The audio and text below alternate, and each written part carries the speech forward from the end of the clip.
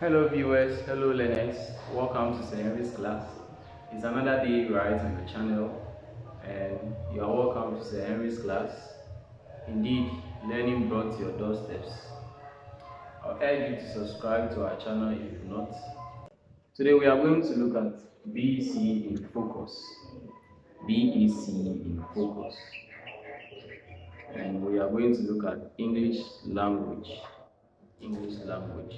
That is focus of comprehension study. Focus of comprehension study.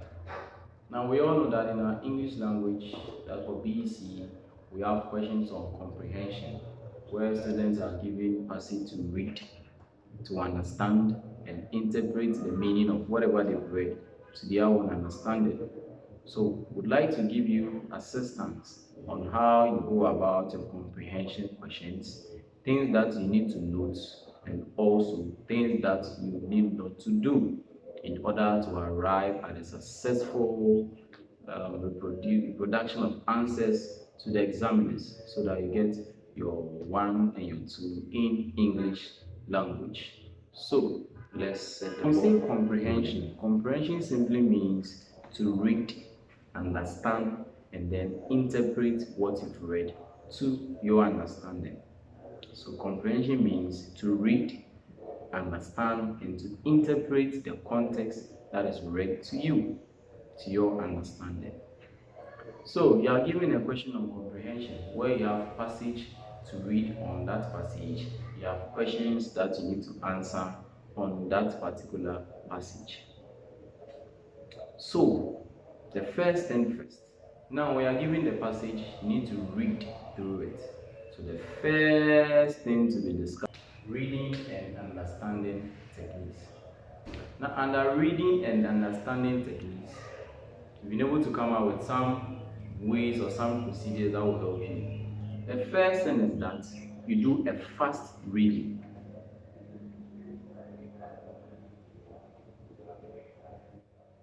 So when you are given the passage or the context, you do what we call fast reading.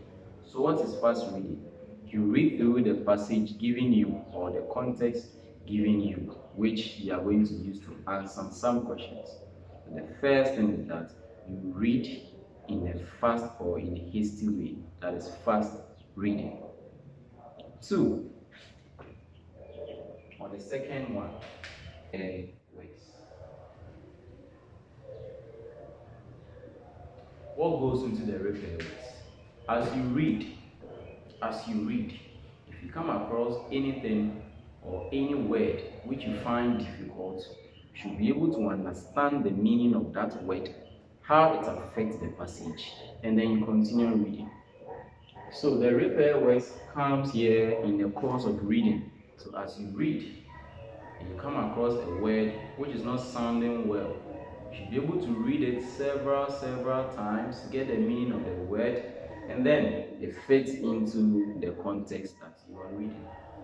Each word placed there is meant to have a sense of direction. Now as you start to read, the passage itself can tell you something, can feed you with certain information. So as you come across that word, the passage and what you've read earlier will try to assist you in knowing the meaning of that word. Now the time to read the questions. Read the questions. You read the questions. So after you've done your fast reading, you've done repair words, now read the questions given you. Read the questions given you. And then the last thing is that you do what we call, the last but not the least, you do what we call slow reading. Why? Because you've now gone through the questions. So you now do slow reading in order to point out the answers to the questions, or in order to be able to trace the answers to the various questions that you've read. So first do a fast reading, general reading. Second, repair words, where you come across words, try to get their meaning. The word will be affected by the context, by whatever you read earlier on. And that will tell you the direction of what the author is trying to say, or what the reader or what the writer is trying to say. read the questions. So when you're done with the fast reading, repair works, you read the questions given you. And then the last one is that you do what we call slow reading. So why slow reading? To be able to point out answers or trace the answers to the questions in the comprehension passage.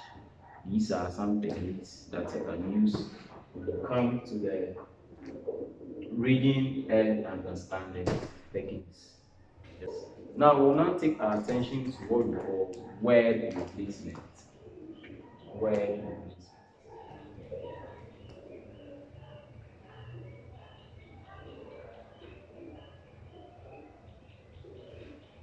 Word replacement. Now, whilst reading the questions, you come along a point where we will ask you to find the meaning of certain words which have been underlined in the passage. I'll quickly get a sample of that and then we'll go through to see it. I know we all know for any comprehension question, yes, you come across words where we ask you to give a word that sounds similar to the meaning, or the similar in meaning, where that is similar or the meaning sounds similar, or where that are opposite in meaning. So word replacement. Now in word replacement, you should note that any word placed in the comprehension is try to channel or give us a sense of understanding. A sense of understanding in the passage. A sense of understanding in the passage. Those words were placed there to assist you and guide you as you read. So we should note that these words are there to create what we call a sense of understanding and a sense of direction. We should know where the story or that passage is directed to. Now in the word replacement, we'll ask you to give synonyms,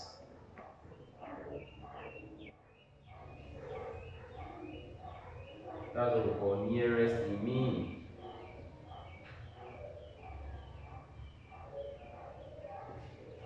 or antonyms, opposite in meaning.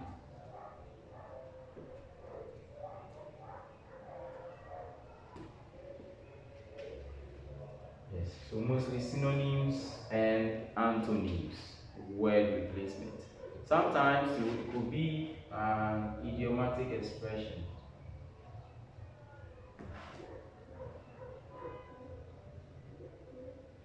Idiomatic expression or an expression will ask you to give a word that can replace that underlying word. Now basically you should note that not all words can be used in place of the underlying word in a comprehension. Not all words. Not all words. Whether it is synonym or antonym. Provided the words you're giving sounds, the meaning sounds similar to the underlying word. Note, not all words can be used in the replacement. Not all words can be used in the replacement. So let's look at this extract. The passengers complained bitterly about the nature of the roads. A voice was raised by the driver, who kept complaining bitterly and overly compared to the passengers. He asked, "Why can't the government maintain these roads?" He lamented. You see what I just said? Passengers complained bitterly about the nature of our roads. A voice was raised by the driver. He said, in quotes, "Why can't the government maintain these roads?" He complained bitterly about the situation. He kept lamenting. He kept lamenting. The underlying word is lamenting. Lamenting. The driver kept lamenting. Now in a dictionary, you can find different meanings to the word lamenting. What are some of the words? You can find crying, weeping, in tears, worried, etc. These are some of the words that can be linked to lamenting. But in the passage, will crying fit there? Weeping fit there? Because according to what I just said, the driver was not crying. Just that he was complaining, but in a bitter way, in a sad manner. So, will crying be the appropriate word? No. Will weeping be the appropriate word? No. In tears? No. But worried. He was worried about the situation. Not that he was crying or weeping, no. But he was worried. The way he was complaining tells that he was worried. He was worried. He was worried. I believe you are following. He was worried. Not that he was crying, he was in tears, but he was worried about them. So note, not all words can be used as nearest in meaning or identify the part of speech of that particular word and their grammatical function. So, part of speech and their grammatical function. Part of speech and the grammar. The word used there, you should know the classes of the grammar group it belongs to and its role, its function. Let's look at the word lamenting. What is its grammatical function? Or what is this part of speech and its grammatical function? Lamenting. He was lamenting. It is a verb, right? And that shows what? An action. Yeah, so we should always know or identify, get to know the part of speech of the underlying word and its grammatical function under the application of phrase and clauses. Application of phrase and clauses.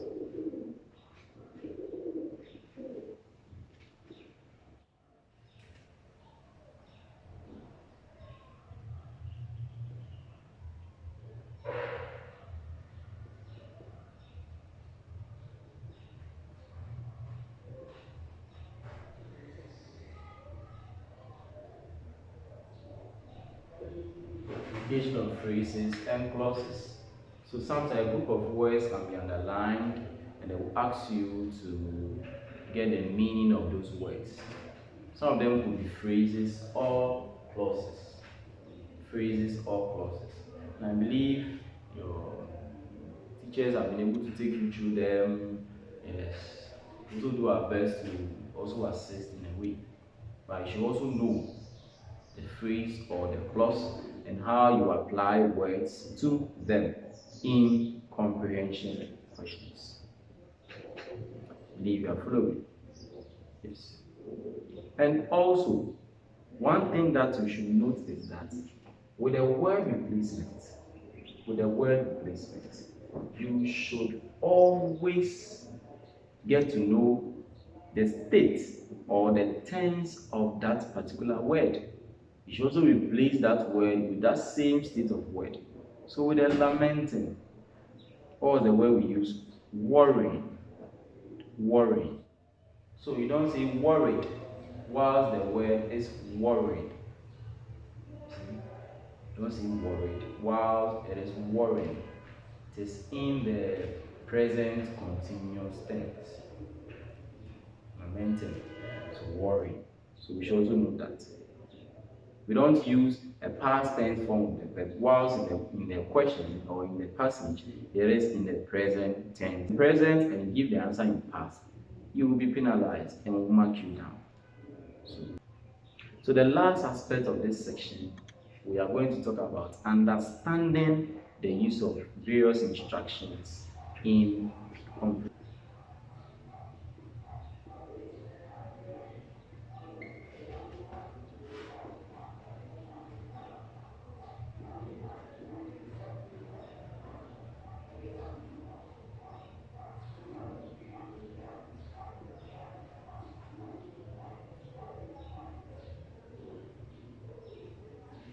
Yes. These aspects sometimes also affect students in a way. You should always know or understand the meaning of certain instructory words or instructional words that are used in comprehension. And sometimes we see them in social studies, in RME and other subjects. Now, if you have any comprehension question that introduces itself with any of these, note that the answer should be precise, the answer should come from the passage, and you don't give irrelevant answers. Kwekwanansi, as he's being called, is the chief of Mempasem village. He is presumed to be wicked and also gives impossible tasks to his followers.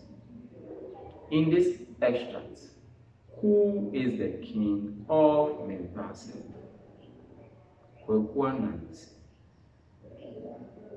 Sometimes what most students do is that they try to introduce the answer with a question or with what the question is trying to say. The king of Mempasem is Kwekwanansi. When you do that, you might be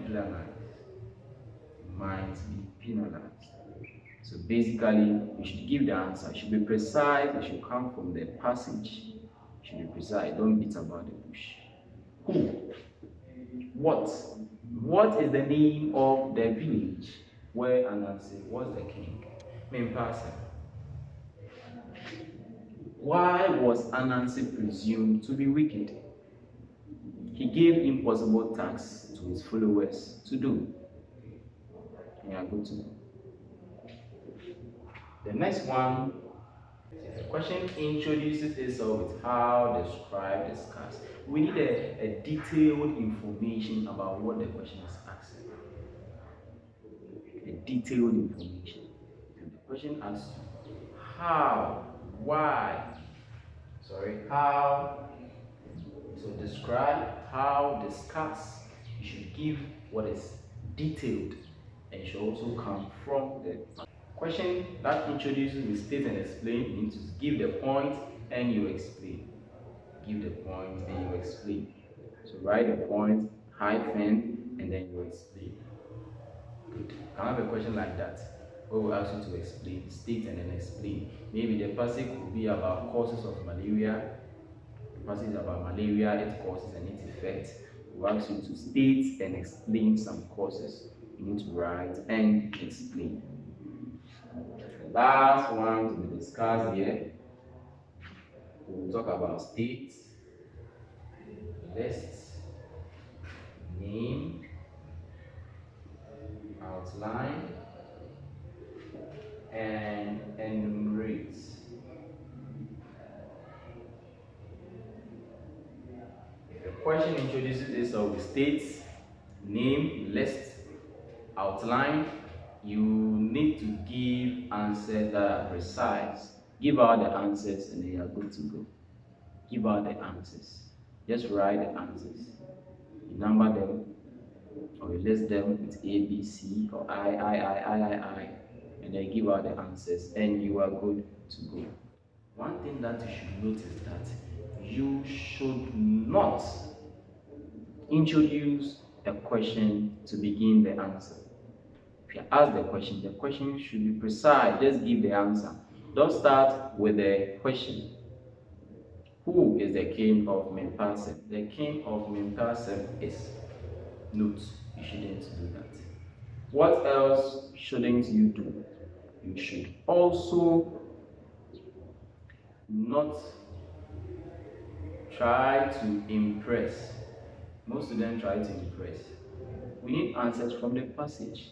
So what I want to say is that never pick part of the question to begin your answer. Talks about the tense, as I said, the tense of the word in the present, is in the past.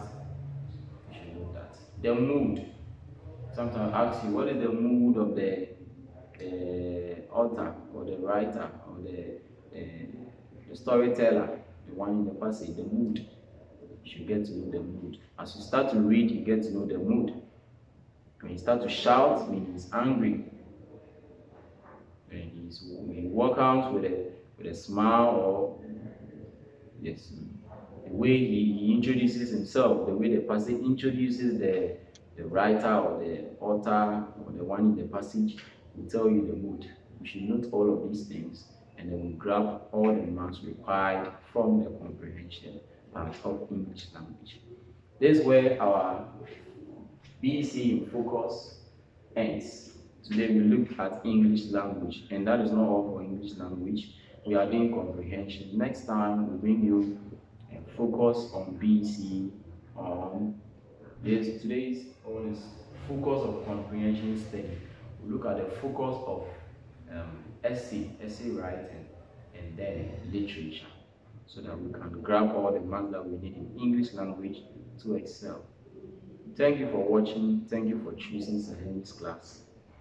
We deem it a great opportunity to come your way, and then we also urge you to subscribe to our channel, share our videos, tell your friends, and then you help us, we also help you. God bless you all, and have a nice day. Bye.